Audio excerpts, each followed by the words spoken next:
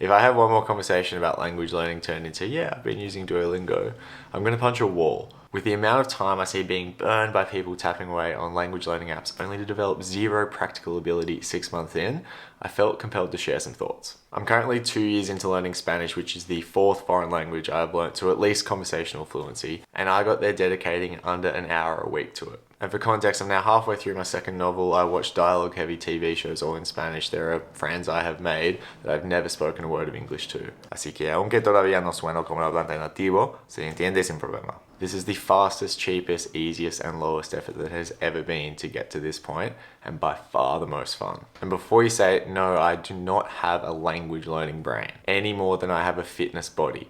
Anyone can learn to speak a language. You have already done it once when you learn English. It's just that, much like with fitness, most people's process sucks. So in this video, I'm going to take you through the 3 core principles that I think have allowed me to nail it this time and walk you through a specific demonstration of the process that allowed me to go from 0 to reading my first novel in Spanish in the first 6 months with just 5 minutes of work a day. So first, let's talk goals. I've studied languages at high school, at university, I've used the apps. My goal going into Spanish was not to win points or get practice streak badges or even pass exams. My goal was to speak Spanish, and so I knew that I needed to define a clear outcome that I could work towards that would allow me to leave behind practice and textbooks and flashcards and start just using the language. Much like with fitness and strength training, if you don't have a clear goal to reach that's measurable, it's very difficult to build an efficient practice that has any coherence or direction, and it's very hard to push for progression. How can you progressive overload in your strength training if you don't have heavy strength goals? For me, the most obvious goal was just to be able to read a novel. If I could read books in Spanish, then I wouldn't need to practice anymore. I could just read books, and that's something I'm doing anyway in English. So that would mean as soon as I get to that level of ability,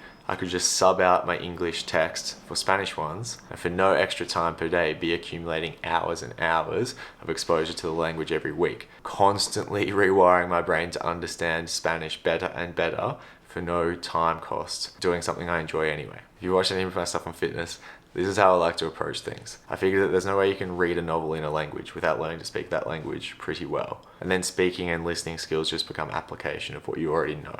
The next thing to dial in was routine. And before we even talk about Duolingo and specific techniques, this is where I see so many people failing, just like in fitness. Because the most counterintuitive thing I've learned in language learning is also probably the most important. And that is that you do not learn when you are practicing. Which might sound crazy, but think about it. What is the purpose of practice? It's to stimulate learning. Because much like with strength training, all the changes happen in the aftermath of your practice sessions. When you're off sleeping, eating dinner, relaxing on the couch, that is when your brain is going about rewiring the synaptic pathways that literally are the ability for you to speak the language. With strength training, it's obvious. You go about stimulating muscle growth and you know that while you're resting and recovering, your body's building muscle, getting stronger. But it's the same thing in your brain when you're trying to learn a skill like a language. And so there's no point grinding out hours and hours of practice expecting to get better in the learning session itself from cramming a bunch of words into your short-term memory. You won't. And if attempting to do that is coming at the expense of you showing up and practicing consistently over the long term, then you're better off doing 5 minutes a day. And so that's all I did for the first 6 months until I got to the point where I could read. I just made sure that what I was doing in those 5-minute sessions was effective at stimulating the changes that I wanted. And that takes us to this specific practice. From all this, you know what I've learned is the biggest killer of learning? It's boredom. The way I know my language practice is effective is if it's fun. And I'll show you what the specific process looks like in a second, but the guiding principle for me with Spanish after doing French and Chinese and Japanese, the metric I looked for to know what I was doing was effective was how engaging and enjoyable my practice was. And here's the huge problem that I see with Duolingo and other apps. By their nature, they don't adapt to you. And what I mean specifically is that they do not scale up to be nearly hard and challenging enough for you to get any real efficient learning done. It's like trying to get stronger on a Smith machine with preloaded plates, no ability for you to actually find your own limit and work there. You end up spending all your time doing lots of reps and sets of really low intensity stuff that doesn't stimulate your brain to actually adapt anywhere near the rate that it is capable of. If we want to learn fast, we basically want to scale up the difficulty of what we're doing to be as challenging as possible all the time, so that every second of our practice we are stimulated, we're engaged, we are trying hard. And the only way that I can conceive of doing that is to take off the training wheels, to guide yourself through this process. Apps just don't cut the mustard, and obviously that requires setting up your own structure. But as I'll show you, that really doesn't need to be hard or complicated at all. And once you're doing it right, it is so much more fun than sitting on Duolingo for an hour a day. And as you'll see if you apply this, so much more rewarding because it actually works. So when I was designing my own process, I just wanted something that cut through all the crap. Everything that was boring was thrown to the side, and I just got straight to what I found to be the most interesting, stimulating, rewarding work that I could do right off the bat. 6 months into doing what I'm about to show you, I went to South America and realized I could already speak Spanish. It was basic, but it worked. And when I came back, I realized I was done with all this practice stuff and I was itching to just use Spanish. And so then I just started reading my first book. And so looking back, there's really 2-phase process here. And phase 2 is what I basically spent the last 18 months in and will continue to stay in forever. This is where you've reached a critical mass where you can start reading or consuming whatever media you want. And so the language is just a normal part of your routine. You're enjoying consuming the media for what it is. For me, it's my novels. And the more I read, the better I get. The more I get out of reading, the more I can then read with less brain power, and the better I get at the language. Phase 1, which was the first 6 months for me, is from where you know nothing to the point where you can actually start reading, consuming media. The goal of phase 1 is purely to get to phase 2 as soon as possible, because it only needs to take 5 minutes a day of structured work, but our goal is to not have to do any work whatsoever. So I'm going to show you now how I did that. This is where things get a bit more technical, and this isn't necessarily perfect, but this is what's made sense for me. Take from this what's useful for you. The important thing is that you apply something. And if you follow the 3 principles I've outlined to this point, you're going to do very well. So in my 5 minutes a day of Spanish practice, there's 3 things I set out to do. Get examples of real Spanish, break those down to figure out what's going on, and then practice putting them back together myself from scratch. So let's do it together. I'll show you how simple and fun this is. So the first step was get real examples of the language. I used this dictionary, SpanishDictionary.com. If you learn a different language, any resource works. Word reference is really good for a lot of European languages. You just want to find a database of examples of how the language is actually spoken. So starting out, I did the absolute basics. So things like how to say hello. Cool, hola. So I get that and go and put it in my database. And this is literally just a place where I can put the sentence and then over here it's meaning. So do that for all the basics. Might want to know how to order a coffee. And then I might want to know how to say drink.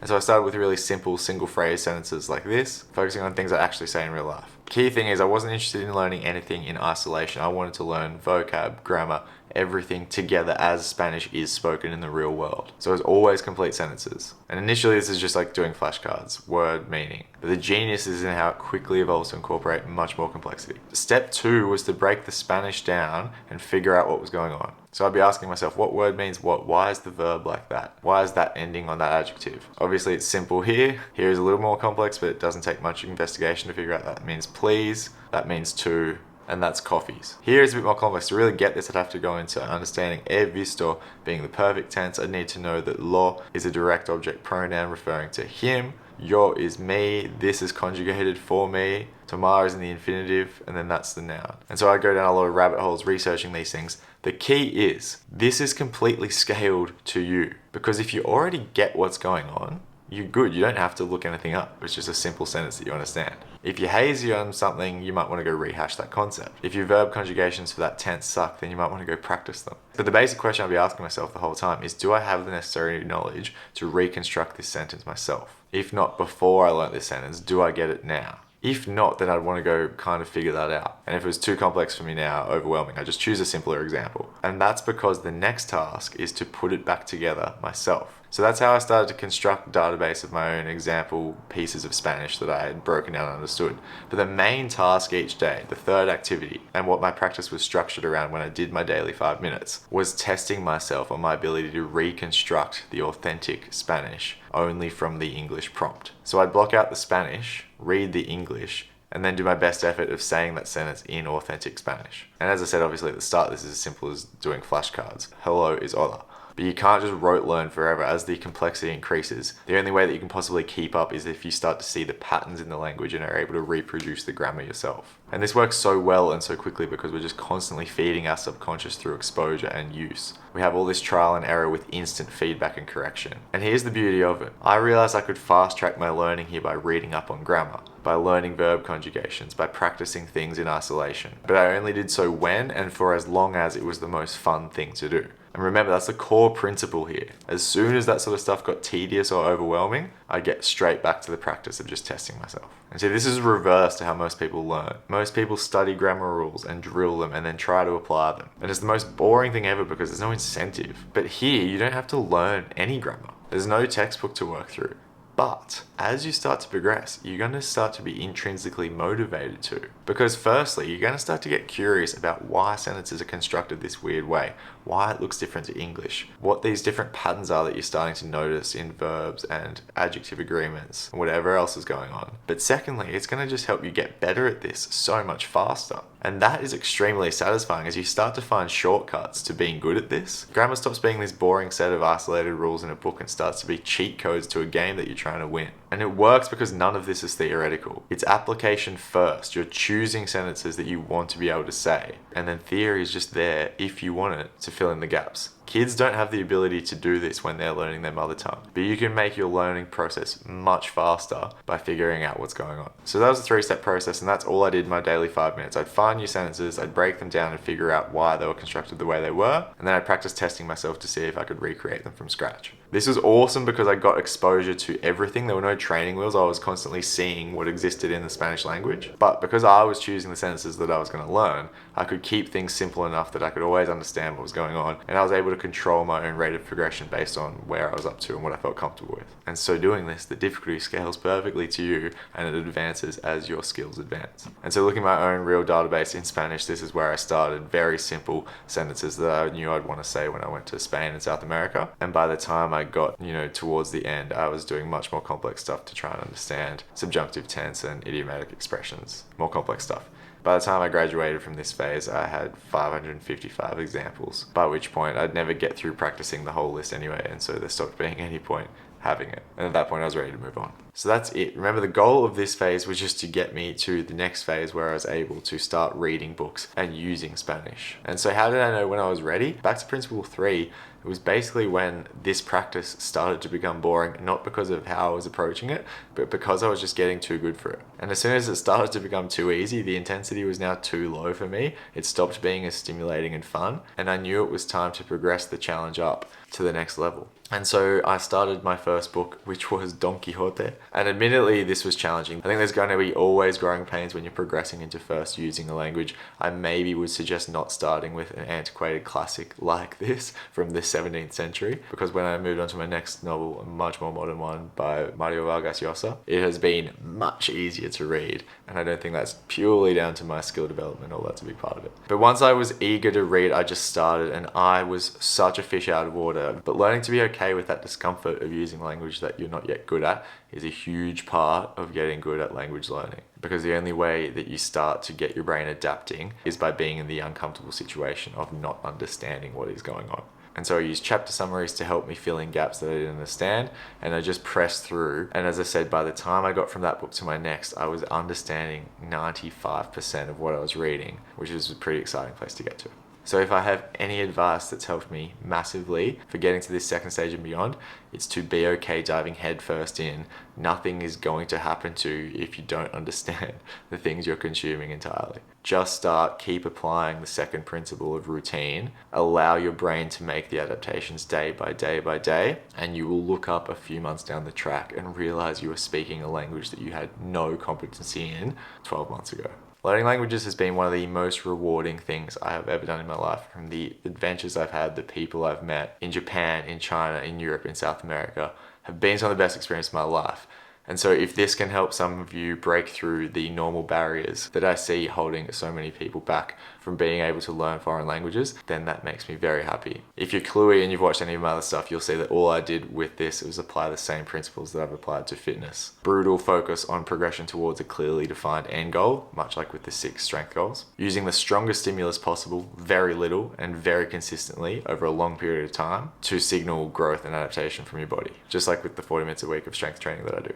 And then listening to your intuition as your body's own guide for how to apply that and get the perfect intensity to stimulate growth for your body, your brain, much like we do to find max intensity and the perfect volume in strength training. So I hope this helps. If you resonate or find this interesting or have had similar experiences with languages, please let me know in the comments. If there's more stuff you'd like me to elaborate on, always happy to do more videos on this sort of stuff. If you want help with your fitness, links are below. Happy language learning, and I'll speak to you soon.